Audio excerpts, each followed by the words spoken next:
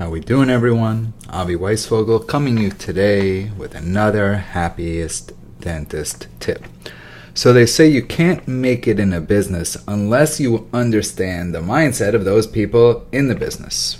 So let's go through a couple quick rules that you may or may not know. Number one, dentists can't diagnose patients for sleep apnea. We can't make the diagnosis. We also can't prescribe an oral appliance. For both of these tasks, we need physicians.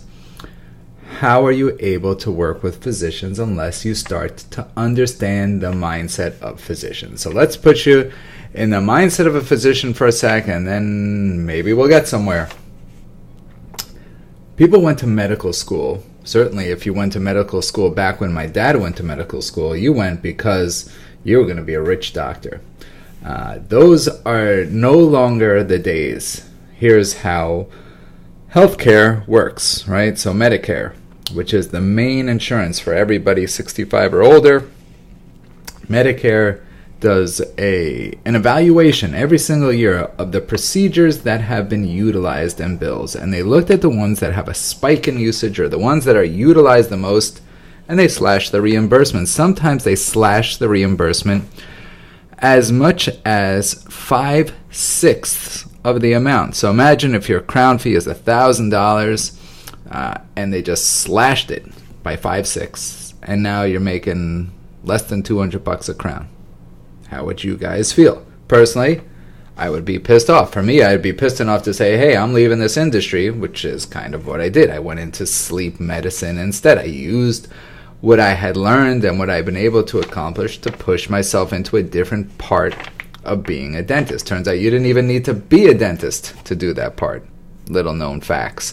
Anyways, getting back to the physicians, they have their fees being slashed. Right now, you have to see 6 times the amount of patients to get the same gross that you did 20 years ago or so. So imagine if all of a sudden you took your schedule, multiplied it by 6, and had the same exact gross. Again, how would you start thinking? Me personally, it would drive me crazy.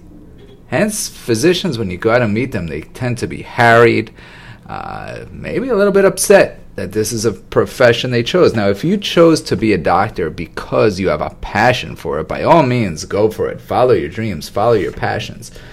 But a lot of people chose to go into medicine because they thought it was going to provide them with the best living. Turns out that it might have for a while, but certainly no longer does. And there is something that happens in almost any industry where people assume that whatever is going to go on forever. So if you were making millions in the 90s, it would stand to reason that you should be making even more come inflation 20 years later. Not the case.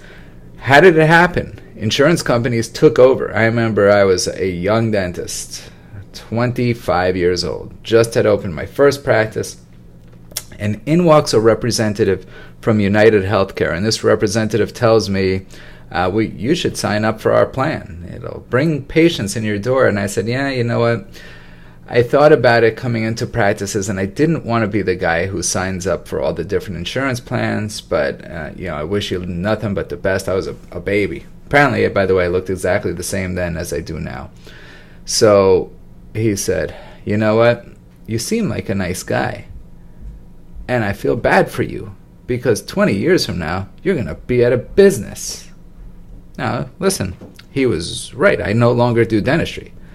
Granted, it was a choice, but I no longer do dentistry. Was it because I didn't sign up for United Healthcare, or was it because I chose to do things differently? I was a fee-for-service dentist who was very heavy into advertising. I wanted to do full mouth rehab cases and implants, and that's what I advertised for. I thought about slashing my fees, and I said, I don't work this hard just to have somebody come in and set my fees for me. And that's what happened to the medical industry. So before you start thinking, oh my God, these doctors don't get it, they don't send me patients, they don't even screen their patients for sleep apnea, realize the mindset of what's going on.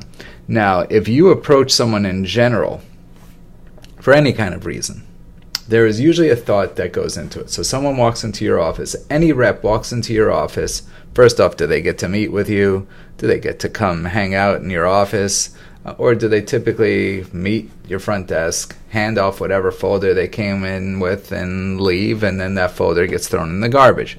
That's what usually happens. But imagine walking into a doctor's office and saying, hey, you got patients with sleep apnea, send them over to me, I'll take great care of them. Meanwhile, they're thinking the following: what's in it for me? Right? I don't remember which one of my mentors in the past said they all listen to the same radio station, WIIFM, the what's in it for me radio station. So it's not that this is a bad thing here, guys. The key is trying to put yourself in that exact mindset and then thinking of a different alternative.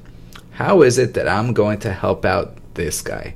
How can I help him rather than just trying to extract something and bring it back?